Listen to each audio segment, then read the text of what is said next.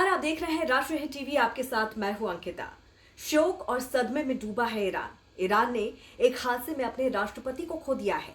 वो राष्ट्रपति जो ईरान में सबसे ज्यादा लोकप्रिय थे, तो वो राष्ट्रपति जो धार्मिक नेता के रूप में सम्मानित थे, वो राष्ट्रपति जिनमें समूचा ईरान अयातुल्लाह खोमेनी की विरासत देखता था। लेकिन एक हेलीकॉप्टर हादसे ने ईरान के राष्ट्रपति इब्राहिम रईसी की जान ले ली। रईसी के साथ ही हेलीकॉप्टर में सवार ईरान के विदेश मंत्री और अजरबैजान के गवर्नर भी हादसे का शिकार हो गए। रेस्क्यू टीम के हाथ हेलीकॉप्टर का मलबा ही लगा। जिंदगियां मौत के दामन में सो गई। राष्ट्रपति रईसी अमेरिकी कंपनी के बेल 212 हेलीकॉप्टर पर सवार थे। हेलीकॉप्टर बेल 212 को टेक्सट्रॉन इंक नाम की कंपनी बनाती है, जो कि अमेरिकी एरोस्पेस निर्माता है। ये 15 सीटों वाला हेलीकॉप्टर था। बेल 212 हेलीकॉप्टर पहली बार 1960 के दशक में शुरू हुआ था, लेकिन जिस बेल 212 हेलीकॉप्टर पर रईसी सवार थे, वो बहुत ही आधुनिक, पावरफुल और भरोसेमंद हेलीकॉप्टर माना जाता था। इसके बावजूद यह हेलीकॉप्टर हादसे का शिकार हो गया। रविवार के दिन ईरान के राष्ट्रपति इब्राहिम रईसी और विदेश मंत्री हुसैन अमीर अब्दुल्लाहियन को ले जा रहा हेलीकॉप्टर उस समय क्रैश कर गया जब वो घने कोहरे के दौरान पहाड़ी इलाके से गुजर रहा था। पूर्वी अजरबैजान में जिस जगह पर बेल 212 हेलीकॉप्टर की हार्ड लैंडिंग हुई थी, वो बेहद ही दुर्गम पहाड़ी इलाका है। वहां पहुंचने में रेस्क्यू टीम को 18 घंटे लग गए। इससे आप समझ सकते हैं कि खराब मौसम और घने कोहरे ने किस तरह से रेस्क्यू ऑपरेशन को रोक रखा था। रईसी और ईरान के विदेश मंत्री ईरान के उत्तर पश्चिम में अजरबैजान सीमा के पास एक बांध के उद्घाटन के बाद वापस लौट रहे थे। रईसी के काफिले में 3 हेलीकॉप्टर थे। इनमें 2 हेलीकॉप्टर में मंत्री और अधिकारी सवार थे। ये दोनों हेलीकॉप्टर तो सुरक्षित वापस लौट आए, लेकिन रईसी को लेकर बुरी खबर वापस लौटी। इब्राहिम रईसी ईरान के लोकप्रिय नेताओं में शुमार करते थे। शिया धर्मगुरुओं में वो धर्मगुरु अयातुल्लाह अली खोमनेई के बाद दूसरे नंबर पर आते थे। रईसी एक धार्मिक स्कॉलर से वकील और फिर ईरान की कानून व्यवस्था के टॉप पर पहुंचे थे।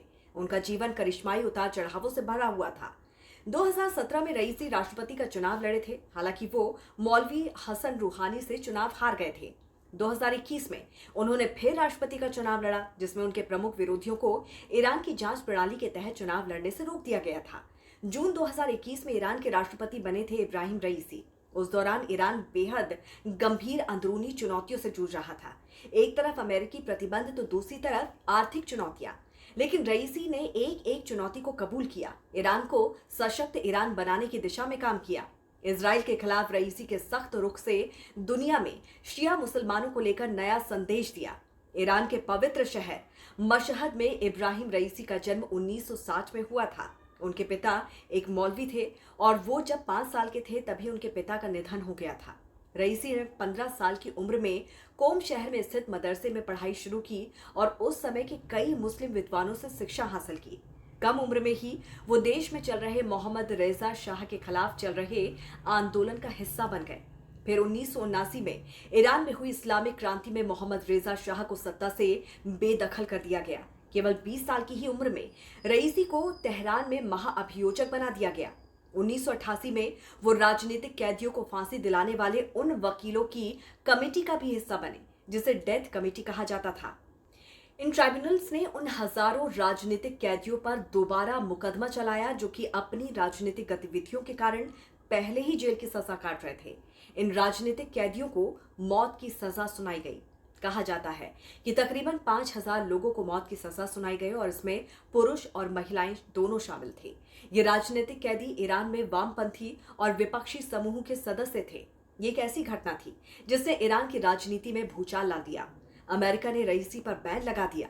1989 में ईरान के पहले supreme leader Ayatollah Ruhollah Khomeini की मौत के बाद रईसी को तेहरान का अभियोजक नियुक्त किया गया, जबकि खुमैनी की जगह अयातुल्लाह खामनेई ने सुप्रीम लीडर का दायित्व संभाला। उसके बाद खामनेई और रईसी में नजदीकियां बढ़ती गई और रईसी लगातार आगे बढ़ते रहे।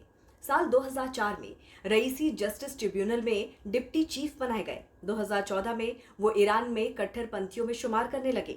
वो ईरान के महाअभियोजक बनाए गए। 2021 में हसन रूहानी की जगह ईरान के राष्ट्रपति बने।